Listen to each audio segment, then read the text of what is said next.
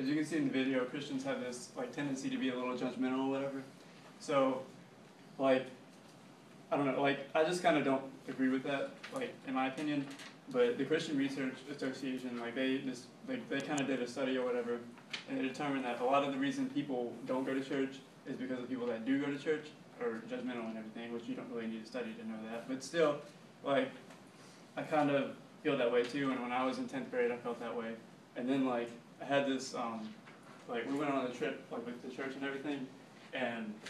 like, it was Revolution and like this up here at the Kroger Center and stuff. It was like a Christian conference, and this guy, like, he was up there talking, and he was talking about his experience and all that. And like, I just started bawling, and I really didn't know why, and I just kind of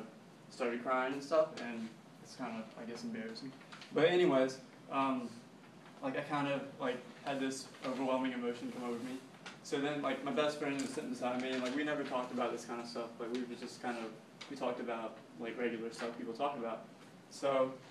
anyways, like,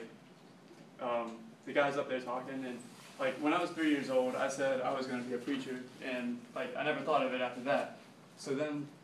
like, my friend, like, she told me, she was like, you need to be a preacher, and it was kind of out of the blue, but still, like, it was like the next step for me, because she was dragging me back into the church anyways. So, like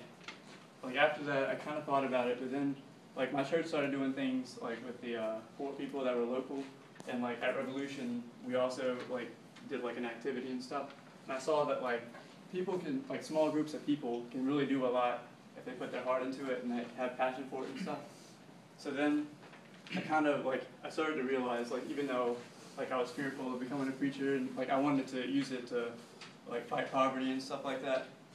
So then, like, I was really scared of that, and then, like, I started to realize that, like, when you have, like, a life-changing event, then fear a lot of times will set in, and then you have to, like, fear sets in because of, like, our, like, reason, like, in our mind and stuff, and then, so, like, if you can overcome that reason, you can overcome fear, and you have to use passion to overcome the reason. So, like, I found my two passions were like being a Christ follower, and instead of being a Christian, being a Christ follower, and seeing that, like, love and reaching out to the people that, no matter who they are, like, because the poor people, they could be poor because of, like, self-decisions or, like, things with the government or whatever. Like, so I kind of took judgment out of the whole Christian message or whatever when I saw things as a Christ follower and stuff. So then, like, I decided that I really wanted to go and, like, be a preacher and fight poverty, and,